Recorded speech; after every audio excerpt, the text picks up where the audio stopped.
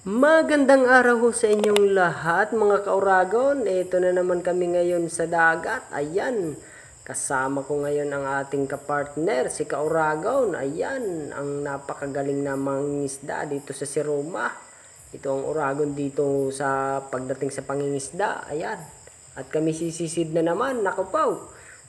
Kami ay titisting dito dahil nakita namin mukhang malabo pa rin ang tubig.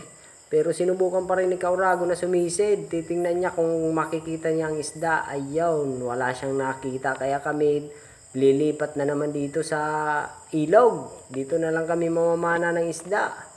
Dahil dun sa laot wala talagang pag-asa. Napakalabo. Ang lakas kasi ho ng ulan kagabi. O ayan, ang kasama namin, lumipat rin dito sa ilog. Ang kanyang kapatid. Ang kapatid ni Kauragon. Dito na lang kami mamamana. Ayan, tsaga-tsaga lang kahit malayo ho ito talagang pinupuntahan namin dahil wala kaming magagawa. Kaysa naman umuwi kami ng walang pang-ulam. Kaya ito, dumiretso kami dito sa ilog. Sana naman ay pala rin kami na makakuha ng maraming isda para naman may pang-ulam na at may pang-binta pa.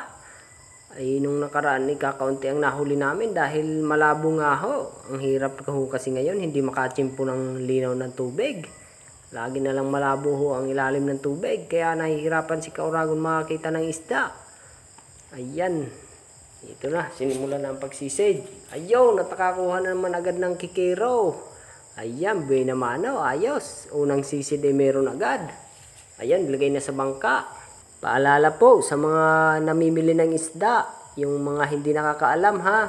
Pagka kayo ho ay maglilinis nitong ganitong klase ng isda. Kapag ka nakabili kayo ng ganito, ay huwag nyo basta-basta ho hawakan. Ayusin nyo ho ang paglilinis nyo. Maingat dahil pagka natinig ho kayo nyan ay napakasakit ho.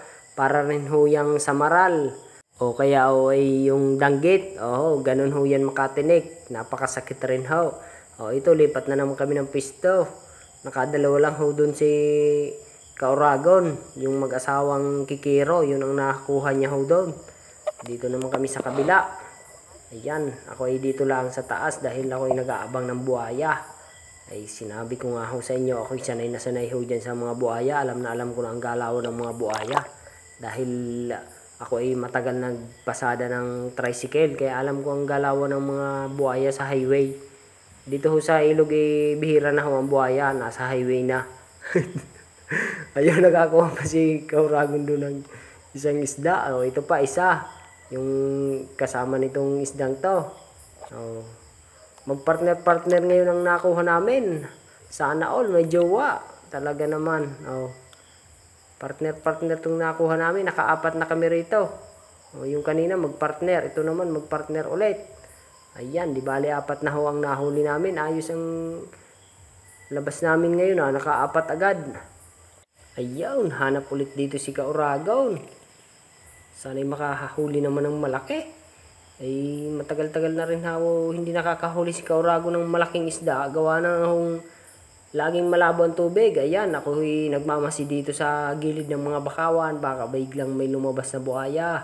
Tingnan niya ho, napakaganda ho ng paligid. Talaga namang napakatahimik. Kaya napakasarap ho ditong mamana ng isda. At saka talaga namang malilibang ka rito. O ito, at nakahuli dito si Kaurago ng iito. Ay lalo na ho ito pagka kayo bumili ng ganitong iitong dagat. Naka po, Diyos ko, huwag ho kayo magpapatinik rito dahil nako, baka kayo ay lagnatin sa sobrang sakit ng tinik nito. Oo, kaya mag-iingat ho kayo kung kayo ay bibili niyang iito. Yung mga hindi ho nakakaalam, paalala ho, ito maganda ito ang klase ng isda. Ito ay mamahalin. Ang tawag ho dito ay mga agat. Ayan o, aba, ang sarap ho niyan sa bawan. Yan ho, hindi ho delikado makatinik yan. Yung ganyang mga agat o. Ito, nakakita rito si Kaurago ng butas ng alimango. Sinungkit niya, pagkasungkit niya wala raw laman. Sayang naman, iwan kung saan pumunta yung alimango. Ba't wala raw sa kanyang bahay. Ito, lipat naman ho kami dito sa ibang lugar. Ayan, at nakakuha huli siya ng isang mga agat. Ayan, ayos. Sunod-sunod na rito ang nakuha ni Kaurago na mga agat. Ayan o. Aba, swerte. Ang sarap ng isdang ito. Kaya pagka kayo ay bibili ho, aba, bumili kayo niyan. Ang sarap niyan sigang. Ayan ang kanyang pana. Talaga namang the best tong pana ni Kauragon. Sinaunang pana pero talaga namang sapul na sapul ang mga mangagat, walang ligtas. Talaga naman ayos na ayos tong pana ni Kauragon na. Galing. Talagang asintado.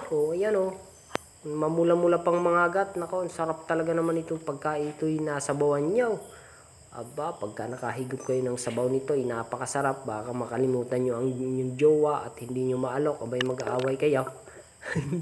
At ito pa nga, nakahuli pa dito si Kauragon ng iba naman ang isda ito, samaral. Ayun, grabe rin makatinik yan. Ingat-ingat pag nakakabili kayo ng ganyang isda. Ayan, sisid ulit dito sa Kauragon. Sana na may makahuli ulit. Yan nakita nyo may simento dyan ay palaisdaan yan. Sira na yan, pinabayaan na ng may-ari. Ito na, nakahuli si Kauragon dito. Nako, ang laki. Malaki-laki itong lapu-lapo. Ayan, yung mamahalin isda. Yan ay dati binibili na buhay. Pagka buhay yan ay napakamahal ng kilo. Ayan na. Ayos. Talaga namang maganda-ganda ang huli ngayon. Sunod-sunod. Ayan ayos na to. May pangbinta na si Kauragon dito. Ito na nga at wala nang nakitang isda rito si Kauragon kaya siya ay sumampa na sa bangka at kami uuwi na. Ayan at nagpa-cute pa ang feeling pugi. Ayan na. Kami uuwi na rito. Babay na at tanghali na Kaunti lang ang aming huli. Ay mahina na talaga ng isda ngayon. Kunti na lang isda dito sa ilog. Ayan at nakabalik na kami sa Amores Beach. Ayun ang kapatid ni Kauragon. Pauwi na rin. Sabay-sabay kaming umuwi. Ito ang Amores Beach yung gustong mga magbakasyon at maligo sa dagat, taga ibang lugar. Dito napakaganda sa Siruma. Ayan, shoutout sa inyo, sa aking mga followers. Shoutout Like and share sa aming video. Salamat sa inyo.